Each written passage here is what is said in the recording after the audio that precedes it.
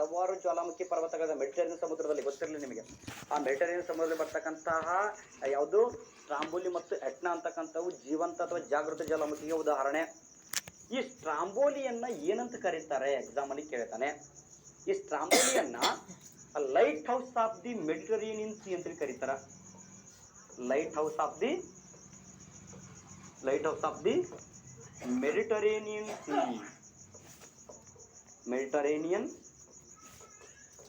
C, lighthouse of the Mediterranean sea. Mediterranean ಸಮುದ್ರದ ಬೆಳಕಿನ ಮನೆ ಅಂತೇಳಿ ಕರೀತಾರೆ ನೋಡ್ರಿ. ಸೊ ಮೆಡಿಟರೇನಿಯನ್ ಸಮುದ್ರದ ಬೆಳಕಿನ ಮನೆ ಅಂತ ಯಾವ್ದು ಕರೀತಾರ? ಸ್ಟ್ರಾಂಬೋಲಿಯನ್ನ ಕರೀತಾರ. ಇದೆಲ್ಲಿ ಕಂಡು ಬರುತ್ತಾ? ಇಟಲಿ. ಇಫ್ ಸಪೋಸ್ ಎಕ್ಸಾಮ್ ಅಲ್ಲಿ ಅವನು ದೇಶ ಕೊಡ್ಲಿಲ್ಲ ಅಂದ್ರೆ ಯಾವ್ದು ಕೊಟ್ಟಿರ್ತಾನ? ಮೆಡಿಟರೇನಿಯನ್ ಸಮುದ್ರ ಕೊಟ್ಟಿರ್ತಾನೆ. ಮೆಡಿಟರೇನಿಯನ್ ಸಮುದ್ರ ಕೊಟ್ಟಿರ್ತಾನೆ, ನೆನಪಿಡ್ರಿ ಆಯ್ತಾ. ಸ್ಟ್ರಾಂಬೋಲಿ ಯಾವುದು ಮತ್ತು ಎಟ್ನಾ ಎರಡು ಕೂಡ ಮೆಡಿಟರೇನಿಯನ್ ಸಮುದ್ರದಲ್ಲೇ ಕಂಡು ಬರ್ತವೆ. ಅದರಲ್ಲಿ ಬರ್ತಕ್ಕಂತಹ ಸ್ಟ್ರಾಂಬೋಲಿ ಏನಿದೆ ಅದನ್ನ light house of the Mediterranean C. ಯಾಕಂತಂದ್ರೆ ಇದು ಪದೇ ಪದೇ ಸ್ಫೋಟಗೊಳ್ಳುವುದರ ಮೂಲಕ ಸುತ್ತಲ ಪ್ರದೇಶದಲ್ಲಿ ಬೆಳಕಿನ ವಾತಾವರಣ ನಿರ್ಮಾಣ ಮಾಡುತ್ತಾ. ಸೊ ಹೀಗಾಗಿ ಇದನ್ನ ಏನು ಮೆಡಿಟರೇನಿಯನ್ ಸಮುದ್ರದ ಬೆಳಕಿನ ಮನೆ ಅಂತ ಹೇಳಿ ಕರೀತಾರೆ. ನೆಕ್ಸ್ಟ್ ಯುಎಸ್ಎದಲ್ಲಿ ಬರ್ತಕ್ಕಂಥ ಸೇಂಟ್ ಹೆಲೆನಾ. ಯುಎಸ್ಎದಲ್ಲಿ ಬರ್ತಕ್ಕಂತಹ ಸೇಂಟ್ ಹೆಲೆನಾ. ನೆಕ್ಸ್ಟ್ ಹವಾಯಿ ದ್ವೀಪದ ಮೌನಾ ಲೋವಾ. ಹವಾಯಿ ದ್ವೀಪದ ಮೌನಾ ಲೋವಾ ಅಂತ ಹೇಳಿ ಕರಿತೀವಿ, ಹವಾಯಿನ್ ಐಲ್ಯಾಂಡ್. ನೆಕ್ಸ್ಟ್ ಭಾರತದಲ್ಲಿ ಕಂಡು ಬರ್ತಕ್ಕಂಥ ಏಕೈಕ ಜೀವಂತ ಜ್ವಾಲಾಮುಖಿ ಪರ್ವತ. ಭಾರತದಲ್ಲಿ ಕಂಡು ಬರ್ತಕ್ಕಂತಹ ಏಕೈಕ ಒಂದೇ ಒಂದು ಜಾಗೃತ ಜ್ವಾಲಾಮುಖಿ ಇದೆ, ಅದು ಬ್ಯಾರನ್ ದ್ವೀಪ ಅಂತ ಹೇಳಿ ಕರಿತೀವಿ, ಬ್ಯಾರನ್ ಐಲ್ಯಾಂಡ್. ಬ್ಯಾರನ್ ದ್ವೀಪ ಎಲ್ಲಿ ಕಂಡು ಬರುತ್ತೆ ಅಂತಂದ್ರೆ ಇದು ಅಂಡಮಾನ್ ಮತ್ತು ನಿಕೋಬಾರ್ ದ್ವೀಪಗಳಲ್ಲಿ ಕಂಡು ಬರ್ತಕ್ಕಂಥದ್ದು. ಅಂಡಮಾನ್ ಮತ್ತು ನಿಕೋಬಾರ್ ದ್ವೀಪಗಳಲ್ಲಿ ಕಂಡು ಬರ್ತಕ್ಕಂಥ ಬ್ಯಾರನ್ ದ್ವೀಪ ಏನಿದೆ, ಬ್ಯಾರನ್ ಐಲ್ಯಾಂಡ್ ಏನಿದೆ, ಸೊ ಇದು ಭಾರತದ ಏಕೈಕ ಜೀವಂತ ಜ್ವಾಲಾಮುಖಿ ಪರ್ವತ ಅಂತೇಳಿ ಕರಿತೀವಿ. ಒಂದೇ ಒಂದಿರೋದು ಜಾಗೃತವಾಗಿರ್ತಕ್ಕಂಥದ್ದು. ನೆಕ್ಸ್ಟ್ ಇದರ ನಂತರ ಬರ್ತಕ್ಕಂಥದ್ದು ಇಂಡೋನೇಷ್ಯಾದ ಕ್ರಕಟೋವಾ. ಇಂಡೋನೇಷ್ಯಾದ ಕಂಡು ಬರ್ತಕ್ಕಂತಹ ಕ್ರಕಟೋವಾ ಆಗಿರ್ಬೋದು. ನೆಕ್ಸ್ಟ್ ಜಪಾನ್ ದೇಶದ ಫ್ಯೂಜಿಯಾಮಾ. ಜಪಾನ್ ದೇಶದಲ್ಲಿ ಬರ್ತಕ್ಕಂತಹ ಫ್ಯೂಜಿಯಾಮಾ ಅಥವಾ ಫ್ಯೂಜಿ ಅಂತೇಳಿ ಕರಿತೀವಿ, ಮೌಂಟ್ ಫ್ಯೂಜಿ. ಸೊ ಆ ಮೌಂಟ್ ಫ್ಯೂಜಿ ಅಥವಾ ಫ್ಯೂಜಿಯಾಮಾ ಎರಡು ಹೆಸರು ಒಂದೇ, ಗೊತ್ತಿರಲಿ ನಿಮಗೆ. ಆ ಮೌಂಟ್ ಫ್ಯೂಜಿಯಾಮಾ ಅಥವಾ ಫ್ಯೂಜಿ ಅಂತಕ್ಕಂಥದ್ದು ಜಾಗೃತ ಜ್ವಾಲಾಮುಖಿಗಳು ಅಂತೇಳಿ ಕರಿತೀವಿ. ಇವು ಪ್ರಪಂಚದಲ್ಲಿ ಕಂಡು ಬರ್ತಕ್ಕಂತಹ ಇನ್ನು ಹಲವಾರು ಜಾಗೃತ ಜ್ವಾಲಾಮುಖಿಗಳಿದಾವೆ. ಅದರಲ್ಲಿ ಅತಿ ಪ್ರಮುಖವಾಗಿರ್ತಕ್ಕಂಥ ಜ್ವಾಲಾಮುಖಿ ಪರ್ವತಗಳು ಅಂತೇಳಿ ಕರಿತೀವಿ. ಈ ನೆಕ್ಸ್ಟ್ ಬರೋದು ಯಾವುದಪ್ಪ ಅಂತಂದ್ರೆ ಸುಪ್ತ ಜ್ವಾಲಾಮುಖಿಗಳು. ಏನ್ರಿ? ಸುಪ್ತ ಅಥವಾ ನಿದ್ರಿತ ಜ್ವಾಲಾಮುಖಿಗಳು ಅಂತೇಳಿ ಕರಿತೀವಿ. ಸುಪ್ತ ಅಥವಾ ನಿದ್ರಿತ ಜ್ವಾಲಾಮುಖಿಗಳು. ಸುಪ್ತ ಅಥವಾ ನಿದ್ರಿತ ಜ್ವಾಲಾಮುಖಿಗಳು, ಡೋರ್ಮೆಂಟ್ ವಾಲ್ಕೆನೋ ಅಂತೇಳಿ ಕರಿತೀವಿ. ಡೋರ್ಮೆಂಟ್ ವಾಲ್ಕೆನೋ ಹಂಗಂದ್ರೆ ಏನಂತಾರ?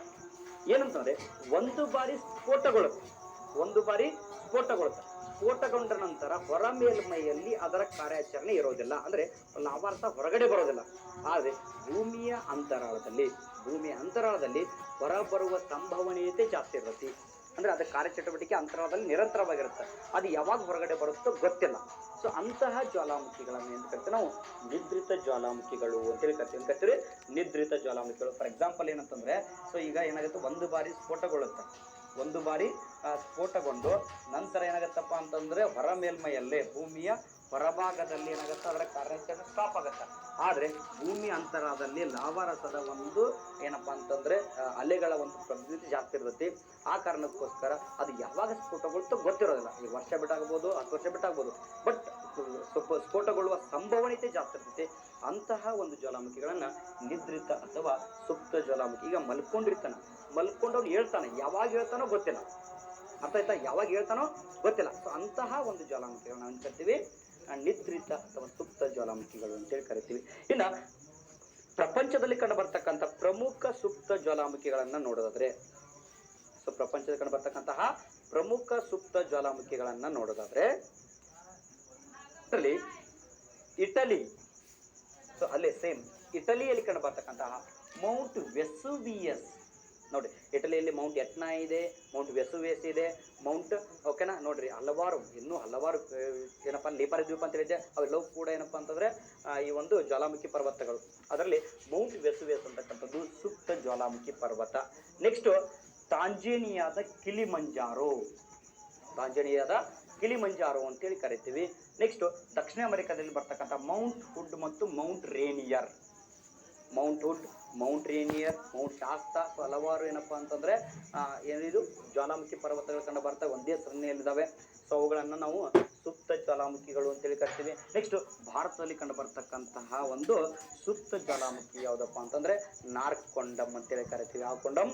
ನಾರ್ಕೊಂಡಮ್. ಇದು ಕೂಡ ಅಂಡಮಾನ್ ಮತ್ತು ನಿಕೋಬಾರ್ ದ್ವೀಪದಲ್ಲಿ ಕಂಡು ಬರ್ತಾ ನೋಡಿ. ಭಾರತದ ಏಕೈಕ ಜಾಗೃತ ಅಥವಾ ಜೀವಂತ ಜ್ವಾಲಾಮುಖಿ ಪರ್ವತ ಯಾವುದು? ಗಾರ್ನ್ ಐಲ್ಯಾಂಡ್. ಅದು ಕೂಡ ಎಲ್ಲಿ ಕಂಡು ಬರುತ್ತಾ? ಅಂಡಮಾನ್ ನಿಕೋಬಾರ್ದಲ್ಲಿ ಕಂಡು ಬರ್ತೈತಿ. ಯಾರು ಅಟ್ಲಾಸ್ ತಂದಿದ್ರು ತೆಗೆದು ನೋಡ್ರಿ ಅಂಡಮಾನ್ ನಿಕೋಬಾರನ್ನ. ಓಕೆ, ನೆಕ್ಸ್ಟ್ ನಾರ್ಕೊಂಡಮು ಕೂಡ ಅಂಡಮಾನ್ ನಿಕೋಬಾರ್ಲ್ಲಿ ಕಂಡುಬಿಟ್ಟಿದ್ದು. ಇದು ಸುಪ್ತ ಜ್ವಾಲಾಮುಖಿ ಅಥವಾ ನಿದ್ರಿತ ಜ್ವಾಲಾಮುಖಿ. ಅಂದ್ರೆ ಒಂದು ಬಾರಿ ಸ್ಫೋಟಗೊಂಡೈತಿ, ಇನ್ನೂ ಕೂಡ ಸ್ಫೋಟಗೊಂಡಿಲ್ಲ. ಯಾವಾಗ ಸ್ಫೋಟಗೊಳ್ಳುತ್ತೆ ಗೊತ್ತಿಲ್ಲ, ಬಟ್ ಸ್ಫೋಟಗೊಳ್ಳುವ ಸಂಭವನೀಯತೆ ಜಾಸ್ತಿ ಇದೆ. ಸೊ ಇವೆಲ್ಲವನ್ನು ಕೂಡ ನಾವು ಸುಪ್ತ ಜ್ವಾಲಾಮುಖಿಗಳು ಅಥವಾ ನಿದ್ರಿತ ಜ್ವಾಲಾಮುಖಿಗಳು ಅಂತ ಹೇಳಿ ಕರಿತೀವಿ. ಕ್ಲಿಯರ್ ಆಯ್ತಾ? ಕಂಟಿನ್ಯೂಸ್ ಆಗಿ ಸ್ಫೋಟಗೊಂಡ್ರೆ ಅದು ಜೀವಂತ. ಒಂದು ಬಾರಿ ಸ್ಫೋಟಗೊಂಡು ಮೇಲ್ಗಡೆ ಸ್ಟಾಪ್ ಆಗಿ ಒಳಭಾಗದಲ್ಲಿ ಕಾರ್ಯಚಟುವಟಿಕೆ ನಿರಂತರವಾಗಿತ್ತು, ಇನ್ನೇನು ಮುಂದೆ ಸಂಭವಿಸತ್ತಪ್ಪ ಅಂತಕ್ಕಂತಹ ಪರಿಕಲ್ಪನೆ ಇತ್ತಪ್ಪ ಅಂದ್ರೆ ಅದನ್ನ ಸುಪ್ತ ಅಥವಾ ನಿದ್ರಿತ ಜ್ವಾಲಾಮುಖಿಗಳು ಅಂತೇಳಿ ಕರಿತೀವಿ. ಓಕೆ, ಇನ್ನು ಮೂರನೇದು ಯಾವ್ದಪ್ಪ ಅಂತಂದ್ರೆ ಲುಪ್ತ ಜ್ವಾಲಾಮುಖಿಗಳು. ಯಾವ್ದ್ರಿ? ಲುಪ್ತ ಜ್ವಾಲಾಮುಖಿಗಳು ಅಥವಾ ಸಪ್ತ ಜ್ವಾಲಾಮುಖಿಗಳು ಅಂತ ಕೂಡ ಕರೀತಾರೆ. ಲುಪ್ತ ಅಥವಾ ಸಪ್ತ ಜ್ವಾಲಾಮುಖಿಗಳು. ಎಕ್ಸ್ಟಿಂಕ್ಟ್ ವಾಲ್ಕೆನೋಸ್ ಅಂತೇಳಿ ಕರಿತೀವಿ. ಏನ್ ಸರ ಎಕ್ಸ್ಟಿಂಕ್ಟ್ ವಾಲ್ಕೆನೋಸ್ ಅಂತಂದ್ರೆ, ಇಲ್ಲಿ ಪ್ರಾಚೀನ ಯಾವುದೋ ಒಂದು ಕಾಲದಲ್ಲಿ ಸ್ಫೋಟಗೊಂಡಿರುತ್ತೆ, ಯಾವುದೋ ಒಂದು ಪ್ರಾಚೀನ ಕಾಲದಲ್ಲಿ ಸ್ಫೋಟಗೊಂಡಿರ್ತಾರೆ. ಯಾವುದೋ ಅತ್ಯಂತ ಹಳೆಯ ಕಾಲ ಪ್ರಾಚೀನ ಕಾಲ ಸ್ಫೋಟಗೊಂಡು ಭೂಮಿಯ ಹೊರಮೇಲ್ಮೈಯಲ್ಲೂ ಕೂಡ ಮತ್ತು ಭೂಮಿಯ ಅಂತರಾಳದಲ್ಲೂ ಕೂಡ ಎರಡೂ ಬದಿಯಲ್ಲಿ ಏನಾಗಿರ್ತಪ್ಪ ಅಂತಂದ್ರೆ ಇದರ ಕಾರ್ಯಾಚರಣೆ ಸ್ಟಾಪ್ ಆಗಿರ್ತತಿ. ಅಂದ್ರೆ ಭೂಮಿ ಹೊರಭಾಗದಲ್ಲೂ ಕೂಡ ಲಾವಾರಸ ಕಾರ್ಯಾಚರಣೆ ಇರೋದಿಲ್ಲ, ಭೂಮಿಯ ಅಂತರಾಳದಲ್ಲೂ ಕೂಡ ಅಲೆಗಳ ಒಂದು ಕಾರ್ಯಾಚರಣೆ ಇರೋದಿಲ್ಲ. ಸೊ ಕಂಪ್ಲೀಟ್ ಏನಾಗಿರುತ್ತೆ, ಸ್ಟಾಪ್ ಆಗಿರ್ತತಿ. ಮುಂದೆ ಯಾವುದೇ ರೀತಿಯಾಗಿ ಸಂಭವಿಸದೇ ಇರತಕ್ಕಂತಹ ಪರಿಸ್ಥಿತಿ ಇತ್ತಪ್ಪ ಅಂತಂದ್ರೆ ಸೊ ಅಂತಹ ಜ್ವಾಲಾಮುಖಿಗಳನ್ನು ನಾವು ಸಪ್ತ ಅಥವಾ ಎಂತ ಕರಿತೀವಿ? ಲುಪ್ತ ಜ್ವಾಲಾಮುಖಿಗಳು ಅಂತೇಳಿ ಕರಿತೀವಿ. ಅಂದ್ರೆ ಪ್ರಾಚೀನ ಯಾವುದೋ ಒಂದು ಕಾಲದಲ್ಲಿ ಸ್ಫೋಟಗೊಂಡಿರುತ್ತೆ.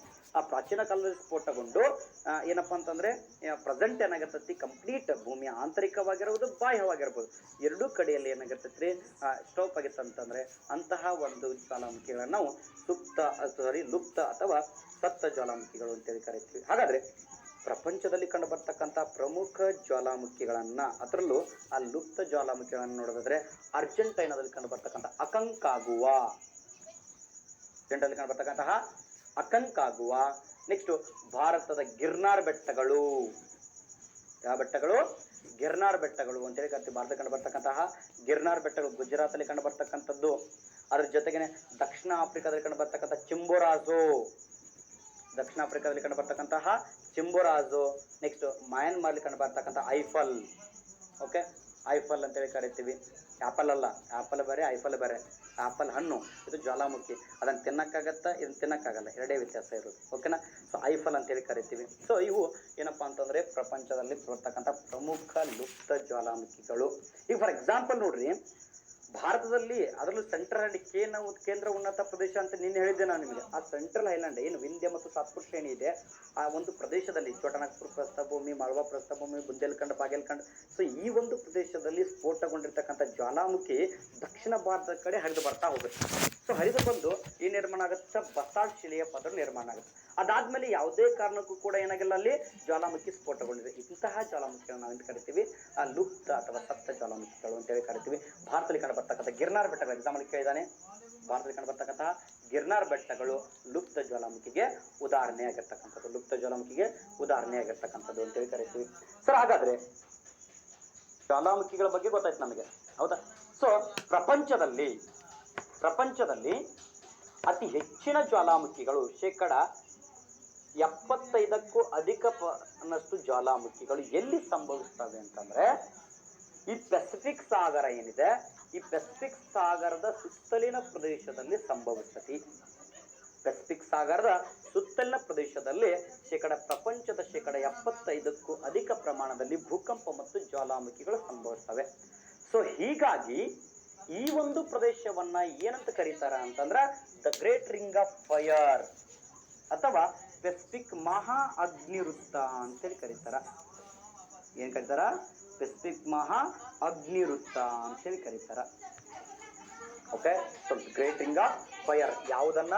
ಪೆಸಿಫಿಕ್ ಸಾಗರದ ಸುತ್ತಲಿನ ಪ್ರದೇಶ ಏನಿದೆ, ಈ ಸುತ್ತಲಿನ ಪ್ರದೇಶವನ್ನ ನಾವು the great ring of fire or Pacific ring of fire ಅಥವಾ ಮಹಾ ಅಗ್ನಿ ವೃತ್ತ ಅಂತೇಳಿ ಕರಿತೀವಿ. ಯಾಕಂತಂದ್ರೆ ಇಲ್ಲಿ ಏನಪ್ಪಾ ಅಂತಂದ್ರೆ ಸಮುದ್ರದ ಭೂಫಲಕ ಅಂದ್ರೆ ಸಾಗರ, ಪೆಸಿಫಿಕ್ ಸಾಗರದ ಭೂಫಲಕ, oceanic crust and continental crust, ಭೂಮಿಯ ಭೂಫಲಕಗಳು ಒಂದನ್ನೊಂದು ಸಂಧಿಸ್ತಾ ಇದ್ದಾವೆ, ಘರ್ಷಣೆ ಹೊಂದಿರ್ತದಾವೆ, ಸಬ್ಡಿಕ್ಷನ್ ಆಗ್ತದೆ.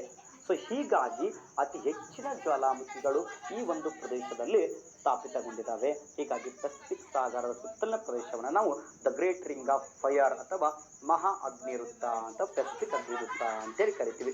ಯಾಕಂದ್ರೆ ನೋಡಿ, ಭಾಳ ಸತಿ ಪ್ರಶ್ನೆ ನೋಡಿ, ಜಪಾನ್ ಇದೆ, ಆಸ್ಟ್ರೇಲಿಯಾದಿದೆ, ಯಾವುದು ಇಂಡೋನೇಷ್ಯಾ ದ್ವೀಪಗಳದಾವ, ನೆಕ್ಸ್ಟ್ ಅಮೆರಿಕಾದ ಪಶ್ಚಿಮ ಭಾಗ, ದಕ್ಷಿಣ ಅಮೆರಿಕಾದ ಪಶ್ಚಿಮ ಭಾಗ, ಎಲ್ಲ ಪ್ರದೇಶಗಳಲ್ಲೂ ಕೂಡ ಅತಿ ಹೆಚ್ಚಿನ ಜ್ವಾಲಾಮುಖಿಗಳು ಸ್ಥಾಪಿತಗೊಂಡಿದ್ದಾವೆ ಅಂತಕ್ಕಂಥದ್ದು ಅರ್ಥ ಆಯ್ತಾ.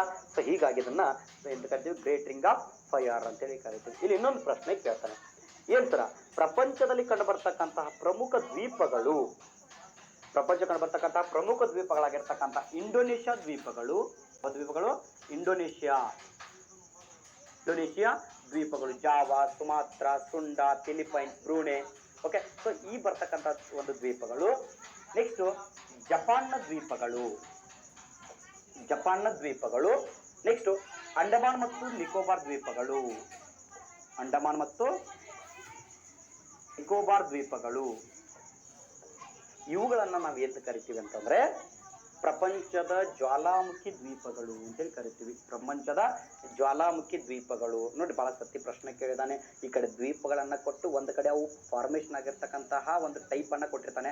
ಇಲ್ಲಿ ಜಪಾನ್, ಇಂಡೋನೇಷ್ಯಾ, ಅಂಡಮಾನ್ ನಿಕೋಬಾರ್ ದ್ವೀಪಗಳನ್ನ ಕೊಟ್ಟಪ್ಪ ಅಂತಂದ್ರೆ ನೀವು ಹಾಕಬೇಕಾಗಿರೋದು ಜ್ವಾಲಾಮುಖಿ ದ್ವೀಪಗಳು ಅಂತೇಳಿ ಕರೀತಾರೆ. ಜ್ವಾಲಾಮುಖಿಗಳ ಸ್ಫೋಟನೆಯಿಂದ ಈ ಒಂದು ದ್ವೀಪಗಳು ನಿರ್ಮಾಣ ಆಗಿರ್ತವೆ. ಸರ್, ದ್ವೀಪಗಳು ಹಿಂಗೆ ನಿರ್ಮಾಣ ಆಗ್ತಾವ?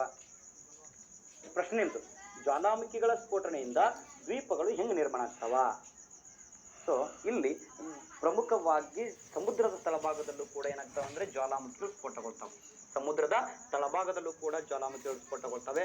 ಸಮುದ್ರದ ತಳಭಾಗದಲ್ಲಿರ್ತಕ್ಕಂತಹ ಪ್ರದೇಶದಿಂದ ಲಾವಾರಸ ಏನಾದ್ರೂ ಸ್ಫೋಟಗೊಳ್ಬೇಕಾದ್ರೆ ಸಮುದ್ರದ ಕೆಳಭಾಗದಲ್ಲಿ ಅಂದ್ರೆ ಸಮುದ್ರದ ಒಳಭಾಗದಲ್ಲಿಯೇ ಲಾವಾರಸ ಗಟ್ಟಿಯಾಗಿ ಪರ್ವತಗಳು ನಿರ್ಮಾಣ ಆಗ್ತವೆ. ಸೊ ಅಂತಹ ಪರ್ವತಗಳನ್ನು ನಾವು ಸೀಮೌಂಟ್ಸ್ ಅಂತೇಳಿ ಕರಿತೀವಿ. ಏನ್ ಕರಿತೀವಿ? ಸೀಮೌಂಟ್ಸ್ ಅಂತೇಳಿ ಕರಿತೀವಿ. ಸಮುದ್ರದ ಕೆಳಭಾಗದಲ್ಲಿಯೇ ಲಾವಾರಸ ಗಟ್ಟಿಯಾಗಿ ನಿರ್ಮಿತವಾಗುವ ಶಿಲೆಯನ್ನ ಸೀಮೌಂಟ್ಸ್ ಅಥವಾ ಪರ್ವತ ಸೀಮೌಂಟ್ಸ್ ಅಂತ ಕರೆದ್ರೆ, ಸಾಗರದ ಅಥವಾ ಸಮುದ್ರದ ಮೇಲ್ಭಾಗದಲ್ಲಿ ಲಾವಾರಸ ಗಟ್ಟಿಯಾಗಿ ಸಮುದ್ರಕ್ಕೆ ಮಟ್ಟಕ್ಕಿಂತ ಸ್ವಲ್ಪ ಭಾಗ ಎತ್ತರದಲ್ಲಿ ನಿರ್ಮಿತವಾಗುವ ಒಂದು ಪರ್ವತವನ್ನ ನಾವೆಂತ ಕರಿತೀವಿ? ಗುಯೆಟ್ಸ್ಗಳು ಅಂತೇಳಿ ಕರಿತೀವಿ. ಏನ್ ಕರಿತೀವಿ? ಗುಯೆಟ್ಸ್ಗಳು ಅಂತೇಳಿ ಕರಿತೀವಿ. ಆಯ್ತು, ಗುಯೆಟ್ಸ್ಗಳು ಅಂತೇಳಿ ಕರಿತೀವಿ.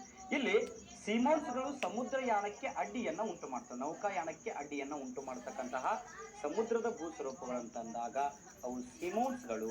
ಎಕ್ಸಾಂಪಲ್ ಬಹಳ ಪ್ರಶ್ನೆ ಕೇಳ್ತಾನೆ, ಸಮುದ್ರದ ಅಥವಾ ನೌಕಾಯಾನಕ್ಕೆ ತಡೆಯನ್ನು ಒಡ್ಡುವ ಸಮುದ್ರದ ಭೂಸ್ವರೂಪಗಳು ಸೀಮೌಂಟ್ಸ್ಗಳು. ಅದೇ ರೀತಿ ಗುಯೆಟ್ಸ್ಗಳು ಏನಾಗಿ ಪರಿವರ್ತನೆ ಹೊಂದವ? ದ್ವೀಪಗಳಾಗಿ ಪರಿವರ್ತನೆ ಹೊಂದವ. ಗುಯೆಟ್ಸ್ಗಳು ಏನಾಗಿ ಪರಿವರ್ತನೆ ಹೊಂದವ? ದ್ವೀಪಗಳಾಗಿ ಪರಿವರ್ತನೆ ಹೊಂದವೆ. ಸೊ ಈ ರೀತಿ ಒಂದು ಪ್ರಪಂಚದ ಹಲವಾರು ಜ್ವಾಲಾಮುಖಿ ದ್ವೀಪಗಳು ಏನಾಗಿದೆ ಸ್ಥಾಪಿತಗೊಂಡಿದ್ದಾವೆ ಅಂತ ಹೇಳಿ ಕರಿತೀವಿ.